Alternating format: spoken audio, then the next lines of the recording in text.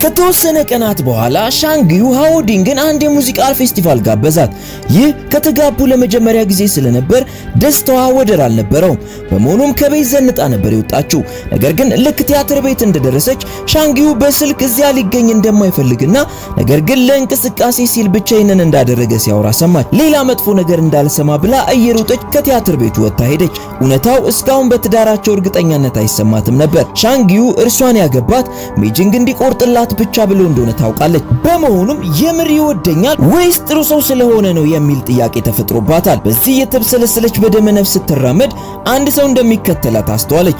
ስትዞር አንድ የሚያስፈራ ሰው ከፊቷ ቆመ። ሻንግዩ ቀጠሮ ቦታ ሚስቱ እንዳልመጣች ሲመለከት እየደጋገመ ደወለላት። በመጨረሻም አንድ እንግዳ ሰው ስልኩን አንስቶ ስልኩን አግኝቶት እንደሆነ እየነገረው ባትሪ ዘጋበት። ሃኦዲንግ አደጋ ውስጥ ልትሆን እንደምትችል ስለፈራ ሻንግዩ በፍጥነት ወደ ፖሊስ ጣቢያ በመሄድ በአፋጣኝ ሚስቱን እንዲፈልጉ ጠየቃቸው። እነርሱ ግን ገና ከተፋች 24 ሰዓት ስላልሆነ ፋይል መክፈት እንደማይችሉ ገለጹለት። በጭንቀት እህቱ ሩዊንግ ጋር ደወለላት። ምን ያክል እንደተጨነቀ ስትመለከት ሳቋን መቆጣጠር አልቻለችም። ለካ ሃኦዲንግ የምትሄድበት ስላልነበራት ሩዊንግ ቤት ነበር ሄደችው። የተሳሳተ ግንዛቤ መኖሩን ስለተረዳች ሩዊንግ እዚያው ፖሊስ ጣቢያ እንዲጠብቃት ነገረችው። ሃኦዲንግንም እዚያው ይዛት ሄደች። ሃኦዲንግ ባሏ አንድ ነገር የሆነ መስሏት እየሮጠች ወደ ውስጥ ገባች። ሁለቱም ተፋጠው ቆሙ። ከዚያም በምን ምክንያት እንደሄደች ሲረዳ ሻንግዩ ደነገጠ። ከዚያም ጉዳዩን ሲያስረዳት ቅሬታ እያቀረበ የነበረው በስራ ቦታ ስለነበረች አስቸጋሪ ታካሚው እንደሆነ ገለጸላት።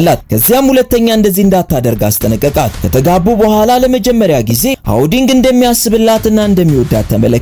አይኖቿም በእንባ ተሞሉ፣ ውስጧም በደስታ ተሞላ። ሻንግዩ ሚስቱን አቀፋት። ከዚህ በኋላ መቼም ቢሆን ከህይወቱ እንዳጠፋ አስጠነቀቃት። የወንድሟንና የሚስቱን በፍቅር የተሞላ ትዕይንት ስትመለከት ሩዊንግ የጥፋተኝነት ስሜቷ እየቀነሰ መጣ። ከሆነ ጊዜ በኋላም ሩዊንግ ለመዝናናት ወደ በረዷማው ተራራ መጣች። ልክ የበረዶ ሸርታቴው ልትጀምረው ስትል ሁለት ወሮበሎች አገኟት። ከፊቷ አንድ ትልቅ አደጋ እንደተጋረጠ ስትመለከት ወሮበሎቹን ለማስፈራራት ዝም ብላ የውካይን ስም መጣራት ጀመረች። በሚያስደንቅ ሁኔታ ውካይ አቤት እያለ መጣ። ወሮበሎቹ ጥሏት ሄዱ። ሩዊንግም እዚያ እንዴት ሊገኝ እንደቻለ ግራ ገባት። ውካይም ጓደኛዋ ደውላ ብቻዋን ወደ ተራራ እንደወጣች ስትነግረው ችግር ውስጥ እንዳትገባ በመጨነቅ ልብሱን እንኳን ሳይቀይር በቀጥታ ነበር ወዳለችበት የመጣው። ተራራው ላይ ቁጭ ብላ በሐሳብ ጭልጥ ባለችበት ሲመለከታት እንደነበር ከአንድ ሰዓት በላይ በዚያ እንቅስቃሴዋን ሲከታተል እንደቆየም ነገራት። ከዚያም አደጋ ላይ ሆና ስሙን ስትጠራ ከተደበቀበት ፈጥኖ ደርሷ እንደመጣ አስረዳት። በልቧ ውስጥ የሆነ የሙቀት ማዕበል ሲፈስ ተሰማት። ወደ ታች እየወረዱ ውካይ ተንሸራቶ ወደቀ። እጁንም ተጎዳ። የተጎዳውን መዳፉን ስትመለከት ውካይ አሳዘና። ከዚያም ተቃቅፈውና ተደጋግፈው ተራራውን ወደ ታች ወረዱ። ከተፋቱ በኋላ እንዲህ ሲቀራረቡና ሲተቃቀፉ ይሄ የመጀመሪያቸው ነበር። ውካይም አላስቻለውም። የሩዊንግን ጸጉር ማሻሸት ጀመረ። ሆኖም ግን የተቋጠረውን ፊቷን ሲመለከት እጁን ሰበሰበ። ሩዊንግ ወደ ሆስፒታል ወሰደችው። ሐኪሞቹ ጉዳቱ ለክፉ የማይሰጥ እንደሆነ ቢነግሯትም የተጨነቀችው ሩዊንግ ወንድሟን ሌላ ስፔሻል ዶክተር ካለ እንዲፈልግ ነገረችው። ሐኪሞቹ ግን ከልክ በላይ ትዕይንት የምታበዛ እንደሆነች ቆጠሯት። ለረጅም ጊዜ ሳታገኛት የቆየችውን የቀድሞ ምራቷን አጋጣሚውን በመጠቀም ሜጂንግን ይቅርታን ጠየቀቻት። ምን ልትል እንደፈለገች የገባት ሜጂንግም ምንም እንኳን ቤተሰቡ በእርሷ ማጭበርበር በእርሷ ላይ ያላቸውን እምነት ያጡ ቢሆንም እሷ ግን ያሳለፈችውን ነገር ስለተረዳች ከዚህ በኋላ ራሷን እንደ ወንጀለኛ መቅጣት እንደሌለባት ነገረቻት። የሜጂንግ ምክር ሩዊንግ ሁሉም ሰው በእርሷ ላይ ያለውን ቂም እንደተውና በትላንትና ጥላው ሰምጣ የቀረችው እርሷ ብቻ እንደሆነች እንድታስተውል አደረጋት። ከቀናት በኋላ አቶ ሊ ልጁ የራሷን ድርጅት እንደከፈተች ሆኖም ድርጅቷ ገና በእግሩ እንዳልቆመ ሲሰማ ወደ ክፍሉ ገብቶ ከ3 ዓመታት በፊት ሩዊንግ ዳውን እንዲከፍል የሰጠችውን ቼክ አወጣው። አንድ ቀን ልጁ እርዳታ ሲያስፈልጋት እንዲሰጣት ብሎ ነበር እስካሁን ያስቀመጠው። ሊረዳት ስለፈለገ ወደ ሩዊንግ ቢሮ ሄደ። በጣም ተጨንቃ ነበር ያገኛት። አንድ ፖስታ ሰጣት። ይህንን ገንዘብ ለእርሱ መስጠቷን ሩዊንግ ረስታው ነበር። ፖስታውን ስትከፍተው ከዓመታት በፊት ለአባቷ የሰጠችው ቼክ ነበር። እስካሁን ሳይጠቀምበት ማስቀመጡን ማመን አልቻለችም። ዳውን የከፈለው በገዛ እጆቹ እየሰራ ነበር። ነገሩ ሩዊንግ እንድታዝን አደረጋት። ሩዊንግና ጓደኛዋ አዲስ ቢሮ እንደመክፈታቸው ሩዊንግ ከጓደኛዋ ጋር ፋይሎችን እያስተካከሉ በነበረበት ጓደኛዋ የሩዊንግን ሰርግ የእንግዶችን ዝርዝር አግኝታ አንዳንድ ነገሮች ሲጫወቱ ሩዊንግ በእርሷ በኩል የተዘጋጀው የእንግዶች ዝርዝር የውሸት እንደሆነ ለባሏ ቤተሰቦች ወላጅ አልባና በማደጎ ያደገች መሆኗ እንደነገረቻቸውና በእርሷ በኩል ተጋባዥ እንግዳ እንዳልነበራት ሆኖም ማማቷ እንደዚያ አይሆንም ስላለቻት አንድ ኤጀንሲ ቀጥራ ድርጅቱ የማይታወቁ ሰዎችን በእርሷ በኩል ታዳሚ እንዲሆኑ እንደጋበዘላት ነገረቻት። ጓደኛዋም እንደዚህ አይነት ነገር ከዚህ በፊት ሰምታ ስለማታው የተጋበዙትን ሰዎች እያገላበጠች ማየት ጀመረች። በመሃል ግን የሩዊንግን የአባቷን ስም ተመለከተች። በመጀመሪያ ሩዊንግ አጋጣሚ ከአባቷ ጋር የሚመሳሰል ስም አግኝታ መስሏት ነበር። ሆኖም አባቷ ሁሉንም ነገር ቀድሞ ያውቅ እንደነበር ትዝ ሲላት ለሰርጓ እንግዶችን የጋበዘላትን ድርጅት በመሄድ የታደሙትን ሰዎች ዝርዝር ስታጣራ በእርግጥም ሰውየው አባቷ እንደነበር አረጋገጠች። በአጋጣሚ በዚያ ድርጅት ታዳሚ እንዲሆን ተከፍሎት ነበር የሄደው። እውነታውን ካወቀች በኋላ ሩዊንግ በጣም አዘነች። ሁልጊዜም በቤተሰብ ውስጥ ያለች ብዙ መከራ ያሳለፈች ሴት እሷ ብቻ እንደሆነች ታስብ ነበር። ስታስበው ግን ወንድሟ ለሷ ብሎ ፍቅሩንና የወደፊት ህይወቱን መስዋዕት አድርጓል። አባቷ ደግሞ ይህንን ሁሉ ሸክም ብቻውን ለዓመታት በጫንቃው ላይ ተሸክሟል። እየተንቀጠቀጠች በልጅነቷ ለአባቷ የሰራችለትን የሰርግ መጥሪያ ወጥታ ተመለከተች። የዚያን ጊዜ እጇን ይዞ ለሙሽራው እንደሚሰጣ ቃል ገብቶላት ነበር። ቃሉን ግን ልታስጠብቅለት አልቻለችም። ወንድሟ በሚያገባበት ጊዜ አዳራሽ ውስጥ ተደብቃ ስትመለከት እንደነበር አስታወሰች። መተንፈስ እስኪያቅታት ድረስ ከባድ ስቃይ ነበር። አባቷም የእሷን ሰርግ በምን አይነት ስቃይ ውስጥ ሆኖ ሲመለከት እንደነበር አሁን በትክክል ገብቷታል። ለገዛ ልጁ ደስታውን መግለጽ እየፈለገ ከልጁ ጋር ፎቶ መነሳት እያማረው ያንን ግን ማድረግ አለመቻል በጣም ከባድ ነበር። በቀጥታ ወደ አባቷ ቤት ሄደች። አቶ ሊ ምን እንደተፈጠረ ግራ በተጋባበት ሩዊንግ በጉልበቷ ተንበርክካ እያለቀሰች ይቅርታ ጠየቀችው። አባቷ ላለማልቀስ እየሞከረ እርሷ ስታገባ መመልከቱ ምን ያክል እሱ በአካል ሳይሆን በስሜት ሚስቱንና ልጆቹን እንደራቃቸውና ምን ያክል ሲበድላቸው እንደቆየ ቆም ብሎ እንዲያስተውል እንዳደረገውና በስተመጨረሻ አባቷ ላይ ይህንን ለምን እንዳደረገች እንደገባው ላደረገችው ነገር እሷን ተጠያቂ እንደማያደርግ ነገራት። የዚያን ጊዜ ሩዊንግ በአባቷ ላይ የነበራት ቂም ከውስጧ ተነቀለላት። ከረጅም ዓመታት በኋላ አባትና ልጅ ለመጀመሪያ ጊዜ የምራቸውን ታረቁ። የሁለቱን ንግግር ስታዳምጥ የነበረችው አውዲ ነገሩን ለሻንጊው ነገረችው። ሻንጊውም እውነት አልመሰለውም ነበር። በፍጥነት ወደ እህቱ ቤት አመራ። የሰርግ ታዳሚዎቹ ስም ዝርዝር መሃል የአባታቸውን ስም አሳየችው። በተጨማሪም የእርሱ ሰርግ ዕለት እርሷ ተደብቃ ስትመለከት እንደነበርም ነገረችው። ልክ እንደዚያው አባታቸው የእሷን ሰርግ ተደብቆ ሲመለከት ነበር። ብቸኛ ወንድሟ እያገባ ተደብቃ ከማየት በቀር ምንም ልታደርግ አልቻለችም ነበር። ስቃዩም ከባድ ነበር። አባቷ የተሰማውን ስቃይ በሚገባ እንደተረዳችው ገለጸችለት።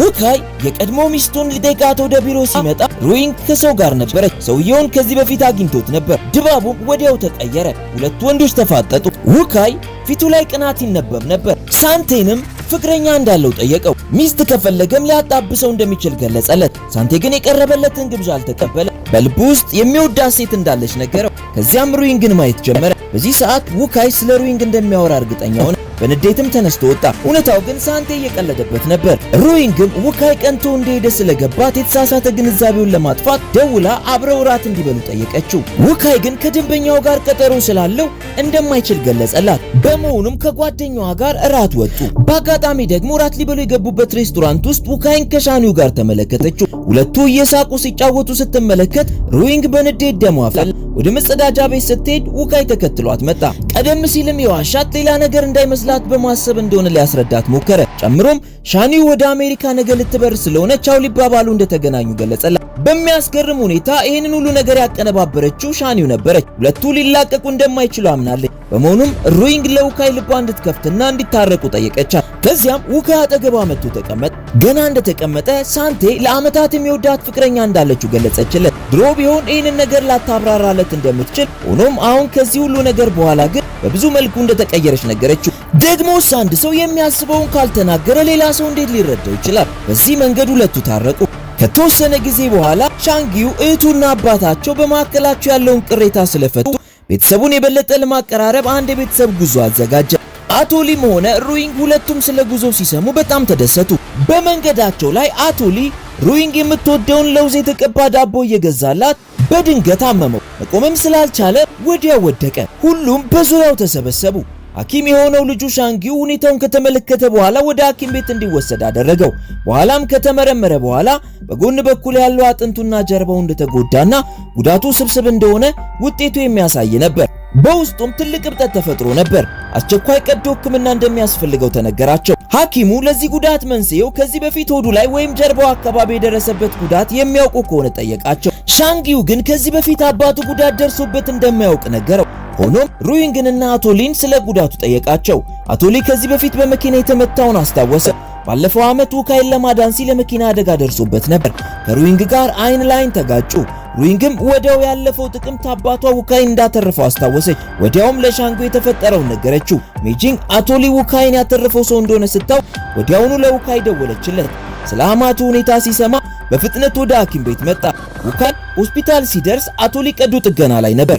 ምን እንደተፈጠረ ሲጠይቅ ሜጂንግ እንዴት እንደምታስረዳው ግራ ገባት። ለብቻውም ወደ ጥግ ወስዳው የተፈጠረው የመኪና አደጋ በወቅቱ ባለመታከሙ ውስጡ ላይ ሌላ ጉዳት እንደተከሰተ አስረዳችው። ይህንን ሲሰማ ውካይ በጣም አዘነ። ሩዊንግም ያለፉትን ዓመታት አባቷ ላይ ያደረሰችውን ጫና እያሰበች አለቀሰች።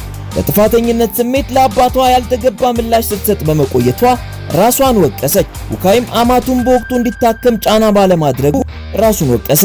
እንደ ድል ሆኖ የአቶሊ ቀዶ ሕክምና በተሳካ ሁኔታ ተጠናቀቀ። አቶሊም ከስጋት ነፃ መሆኑ ታወቀ። ነገሮች ከተረጋጉ በኋላ ውካይ አማቱን ጠየቀ።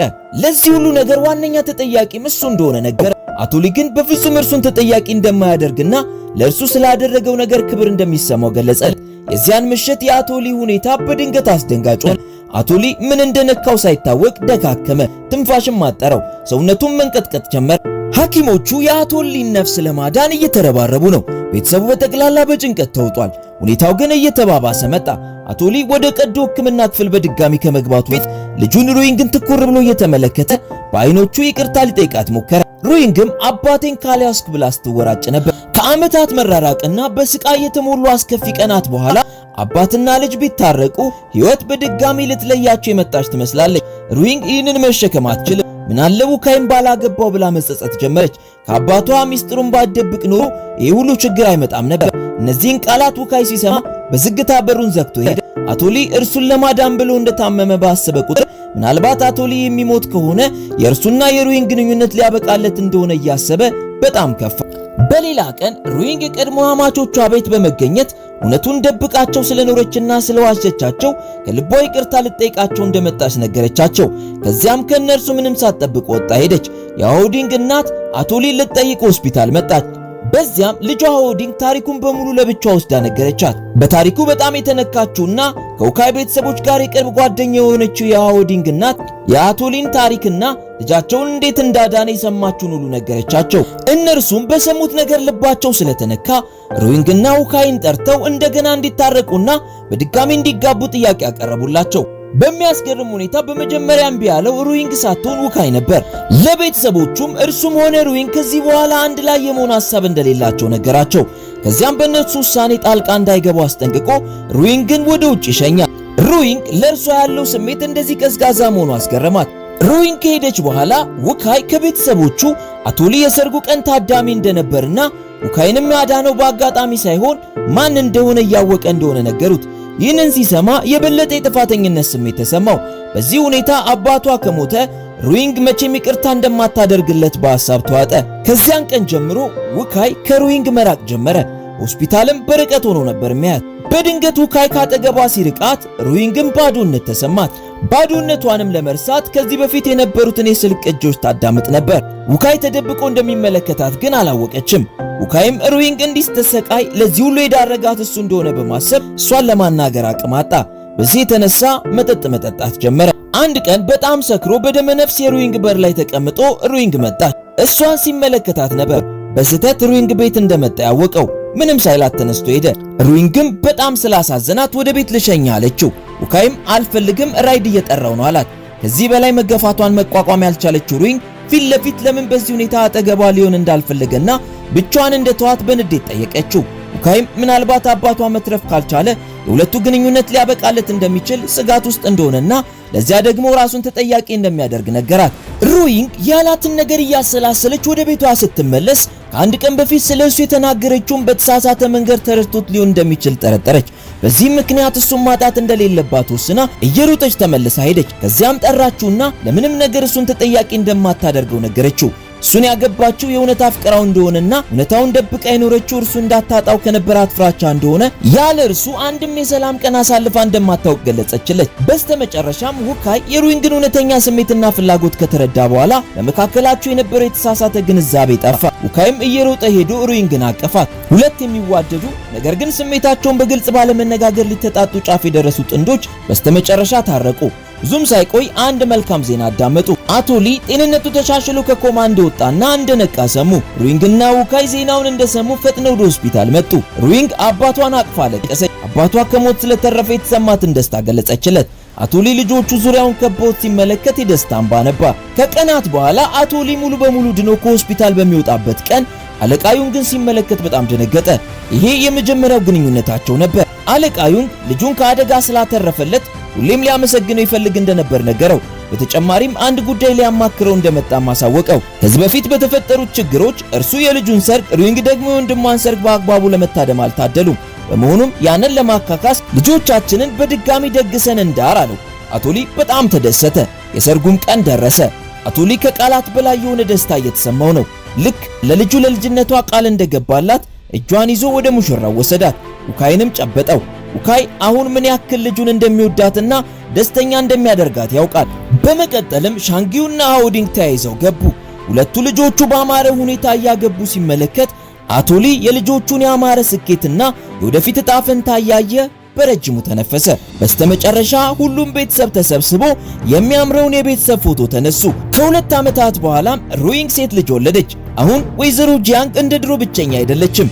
የልጅ ልጇ ጋር ስትጫወት ነው የምትውለው። ሃውዲንግም አንድ ቀን ከሩዊንግ ጋር ምግብ እየሰሩ ወደ ላይ ይላት ጀመር። ሆስፒታል ሄዳ ስትመረመር መንታ ልጆች እንዳረገዘች ተነገራት። ሁለቱ ጥንዶች በጣም ደስተኛ ሆኑ። መጨረሻ ላይ ሩዊንግ የሚንሸዋቸው ወንበር ላይ ተቀምጣ ልጇን ታቅፋ ለልጇ ደስታና ጣፋጭ ሕይወት እየተመኘች ፊልሙ በዚህ ተጠናቀቀ።